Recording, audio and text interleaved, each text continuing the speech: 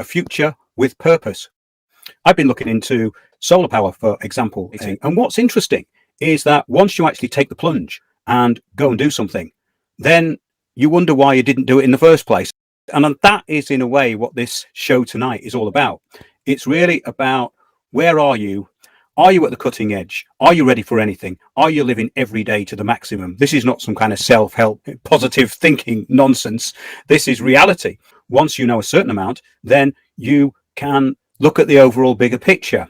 And that's what this show is all about, a future with purpose, about solutions. I get sent things to look at which are of no use whatsoever. They are of no purpose. If you are merely observing without any reaction and not planning anything, it's completely pointless. So it doesn't matter whether you're for or against it, you're not actually doing anything. And this is very difficult to get over to a lot of people, that they're not actually achieving anything. And once you get out of your comfort zone, it's a very good thing. And there is no comfort zone anymore, because this implosion is like nothing else. All these drivers of change are working together as one solid mechanism. People who achieve things are never noticed in the alternative or the mainstream media. Anything you see there that's promoted that gets a huge amount of traction is absolutely no good. Of course, many will acquiesce, and this is the thing.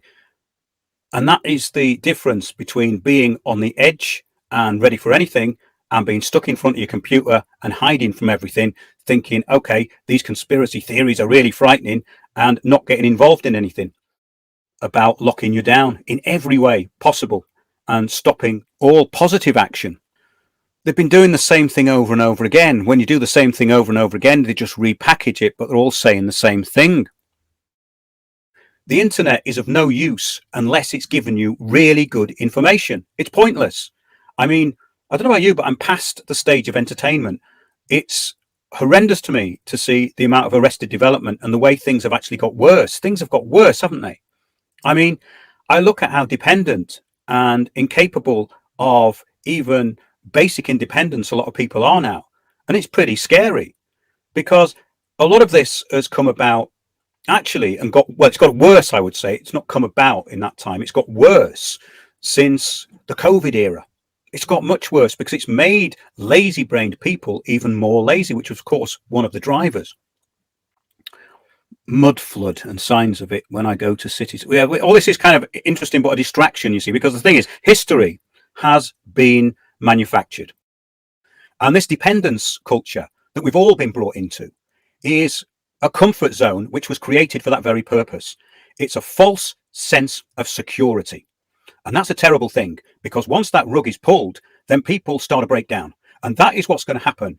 And that is what I predicted would happen when this financial crisis started to escalate. So those who are now struggling with their mortgages and the price of everything, when these property acquisitions start and people are also told that they may have to give up their property, what's going to happen? I think a lot of people are going to give their property away.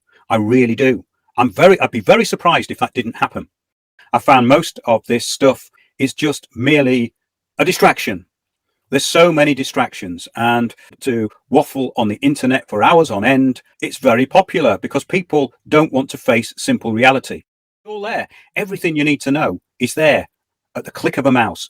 So there's no point in wasting time now.